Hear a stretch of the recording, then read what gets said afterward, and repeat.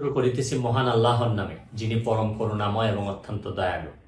আপনারা যারা আমার ফ্যান ফলোয়ার আছেন, বিভিন্ন সময় বিভিন্নভাবে আমার উপর কষ্ট পেয়েছেন, তাদের উদ্দেশ্যে একজন সাবেক এমপি হিসাবে আমি দুটি কথা বলতে চাই।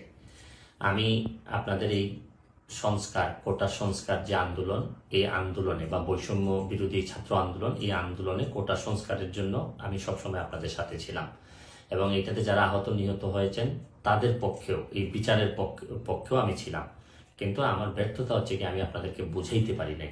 এটার জন্য আমি সম্পূর্ণ ব্যর্থ হয়েছি এবং আমি এই ব্যর্থ হওয়ার জন্য আমার যারা ফলোয়ার আছেন, যারা আমাকে নিয়ে প্রত্যাশা করেছেন, সবার কাছে আমি দুঃখ প্রকাশ করতেছি। আমি আপনাদেরকে আরেকটি কথা বলতে চাই। এখন যে কাঠামোগত সংস্কার আপনারা চাচ্ছেন, দেখেন এই সংস্কারের জন্য আমি বহু বছর আগে থেকেই কাজ করে যাচ্ছি। আপনারা দেখেন এই দুর্নীতির বিরুদ্ধে যুদ্ধ গত 15 বছরে আপনারা যে 2-3 জন মানুষ দুর্নীতির বিরুদ্ধে সোচ্চার ছিলেন, এর মধ্যে হয়তো আমাকে একজন আপনারা পাবেন। আপনারা জানেন যে আমি এস আলমের বিরুদ্ধে নিজে বাদী হয়ে মামলা করছি টাকা পাচারের জন্য। আপনারা জানেন যে আওয়ামী লীগের বর্তমান কমিটির যিনি প্রচার সম্পাদক আব্দুসমান গোলাপ, তার আমেরিকাতে 9 বাড়ি থাকা নিয়ে আমি নিজে বাদী হয়ে মামলা করছি। আমি পুলিশের সাবেক আইজিপি বেনজিরের বিরুদ্ধে নিজে বাদী হয়ে দুদকে মামলা করছি।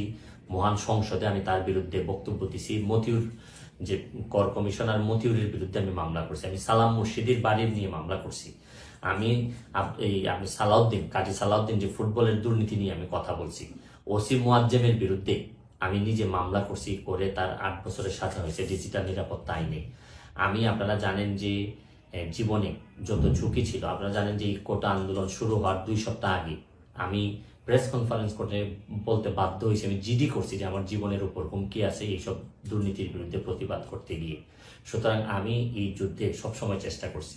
এখন আপনারা যারা যে যুদ্ধ শুরু করছেন, ছাত্র জনতার নেতৃত্বে যে যুদ্ধ, এই যুদ্ধে আমি মনে করি যে দুর্নীতির বিরুদ্ধে যুদ্ধ, এই যুদ্ধে আমি আপনাদের সবসময় আমি আপনাদেরকে দোয়া করি যে আমি যতদিন আসি চেষ্টা করে যাব দুর্নীতির বিরুদ্ধে এই যে যুদ্ধ, এই যুদ্ধে সবসময় শরীক থাকার আমার জায়গা থেকে আমি চেষ্টা করব। এই বলে আজকের মতো বিদায় নিচ্ছি। ভালো থাকুক আমার বাংলাদেশ, ভালো থাকুন সবাই। ধন্যবাদ।